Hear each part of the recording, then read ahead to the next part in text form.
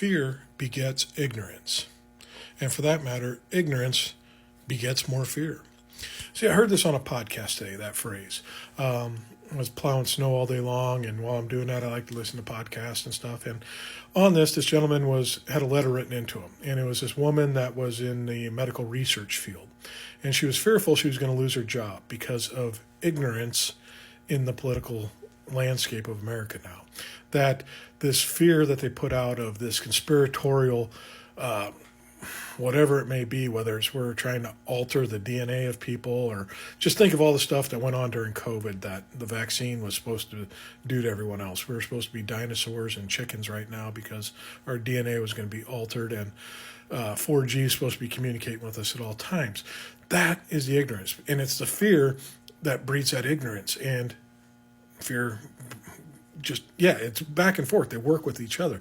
And it's not absolutely true. We have some legitimate fears in our life, but I think if you think back to your life, you probably had some things that you were fearful early in your life, and you worked through them things. Maybe it was the boogie monster, and then you realized that doesn't exactly exist. It was an open closet door that I saw a shirt move one time, and I thought it was a figure that was coming to get me. But over time, and as you grew and learned more about the world and were able to develop your brain a little bit and understand what's going on, you understood that it was probably something of your clothing that moved in your closet, not some nefarious creature trying to tickle your toes or whatever it may be in the middle of the night. Your education, your experience, your logic and reason eliminated your fear. And the thing is that these people that are in control, the ones that push on these conspiracies and these illogical reasons for doing anything and propagate the fear in our country, enjoy the ignorance. They even said before, I love the less educated because the less educated loves me. It's because these people are less educated because they don't want to learn more. They don't want to explore the world. They like to be in their box and spoon-fed everything to them. They like facts put to them. And when you give facts and fear to them, it begets more ignorance in their life, because now they're just going to stick in that thing and listen to all this fear and start believing it and trying to resonate and corroborate that fear in their own lives. So when you can start using logic and reason and see through the crap that's being spewed out to cause fear, you have a leg up on anything, because now they don't have control over you. That's their biggest weapon, is trying to use this to control everyone else here. But when people can come out with logic and reason and start speaking to these things, like I'm very thankful on here when I hear stuff that's getting pushed as executive orders and people are like, hold on, no, this is why it's not constitutional. This section of the Constitution, this amendment, it goes against, judges will interact with this.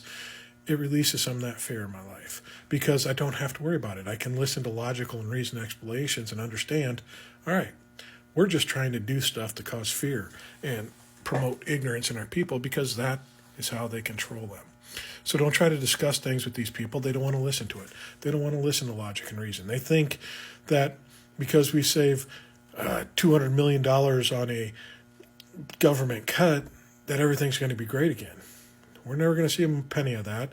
And $200 million on a multi-trillion-dollar deficit is a drop in the bucket. It's not even noticeable. It's not a dent on anything. It's just numbers that are large that sound big to us, but it doesn't affect anything on how the government operates. They're not doing anything. They're just throwing stuff out and causing more fear in this country. Now, the jobs that are being lost are real, and that's a good, fearful thing that people should fear, is the jobs and everything being lost. But if we keep fighting through this and proving that this is unconstitutional, illegal, and have people that, and hold the people that in Congress and Senate that hold their feet to the fire to, hey, you need to challenge this shit and fight for us. Otherwise, it's going to get ugly around here. And if we start doing that and using our logic and reason, we don't have to worry about being ignorant anymore and being fearful. We can take the control back and have things operate the way we need to in this country.